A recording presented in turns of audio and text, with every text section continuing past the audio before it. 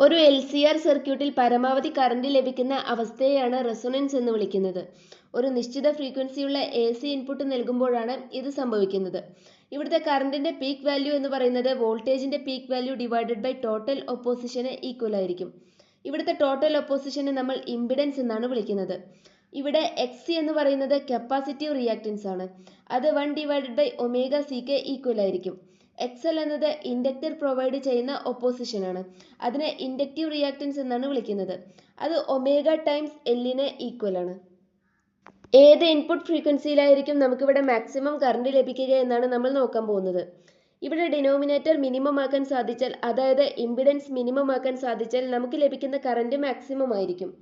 റെസിസ്റ്റൻസിന്റെ value ഫ്രീക്വൻസിയെ depend ചെയ്യാത്തതിനാൽ ഫ്രീക്വൻസിയിൽ change വരുത്തി നമുക്ക് റെസിസ്റ്റൻസിന്റെ വാല്യൂ ചേഞ്ച് ചെയ്യാൻ സാധിക്കില്ല. ഇവിടെ XC മൈനസ് XLന്റെ സ്ക്വയർ ആണ് നമ്മൾ എടുക്കുന്നത്. അതിനാൽ ഈ ടേം ഒരിക്കലും നെഗറ്റീവായി വരില്ല. അതായത് ഇതിന് കിട്ടാവുന്ന മിനിമം വാല്യൂ 0 ആയിരിക്കും. അതിനാൽ XC എന്നത് XLന് ഈക്വൽ ആവുമ്പോൾ ഇവിടെ 0 വരികയും ഇംപിഡൻസ് മിനിമം ആവുകയും ചെയ്യുന്നു. XC XLന് ഈക്വൽ ആയതിനാൽ നമുക്ക് 1 ഡിവൈഡഡ് ബൈ ഒമേഗ സിയെയും ഒമേഗ Lനെയും ഇക്വേറ്റ് ചെയ്യാൻ സാധിക്കും. ഇവിടുന്ന് നമുക്ക് ആംഗുലാർ ഫ്രീക്വൻസിക്ക് ഇങ്ങനെ ഒരു വാല്യൂ ലഭിക്കുന്നു. ഈ ആംഗുലാർ ഫ്രീക്വൻസിയിൽ ഇംപിഡൻസ് മിനിമവും കറന്റ് മാക്സിമവും ആയിരിക്കും. ആംഗുലാർ ഫ്രീക്വൻസി 2πfന് ഈക്വൽ ആണ് എന്ന് നമുക്കറിയാം. ഇവിടുന്ന് ഫ്രീക്വൻസിക്ക് നമുക്ക് ഇങ്ങനെ ഒരു ഇക്വേഷൻ ലഭിക്കുന്നു. സർക്യൂട്ടിലെ കറന്റ് മാക്സിമത്തിൽ എത്തുന്ന ഈ ഫ്രീക്വൻസിയെയാണ് റെസൊണൻസ് ഫ്രീക്വൻസി എന്ന് വിളിക്കുന്നത്. റെസൊണൻസ് ഫ്രീക്വൻസിയുടെ വാല്യൂ നമ്മൾ ചൂസ് ചെയ്യുന്ന ഇൻഡക്റ്റൻസിന്റെയും കപ്പാസിറ്റൻസിന്റെയും വാല്യൂവിനെയാണ് ഡിപ്പെൻഡ് ചെയ്യുന്നത്. ഇൻപുട്ട് ഫ്രീക്വൻസി റെസൊണൻസ് ഫ്രീക്വൻസിയേക്കാൾ വളരെ കുറവാകുമ്പോൾ ഒമേഗ വളരെ ചെറിയ വാല്യൂ ആയതിനാൽ 1 ഡിവൈഡഡ് ബൈ ഒമേഗ സി എന്നത് വലിയ വാല്യൂ ആയിരിക്കും.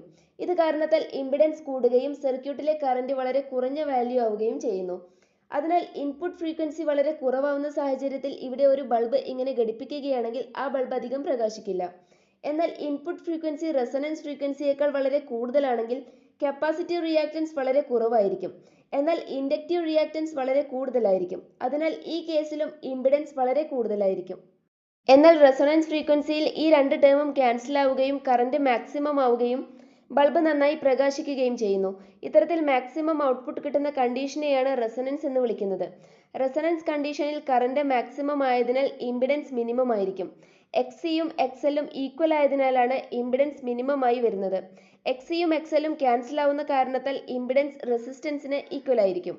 അതിനാൽ റെസൊണൻസ് കണ്ടീഷനിൽ സർക്യൂട്ട് പ്യൂർ റെസിസ്റ്റീവ് സർക്യൂട്ടിനെ പോലെയായിരിക്കും ബിഹേവ് ചെയ്യുന്നത്. അതായത് റെസൊണൻസ് കണ്ടീഷനിൽ കറന്റും വോൾട്ടേജും സെയിം ഫേസിലായിരിക്കും.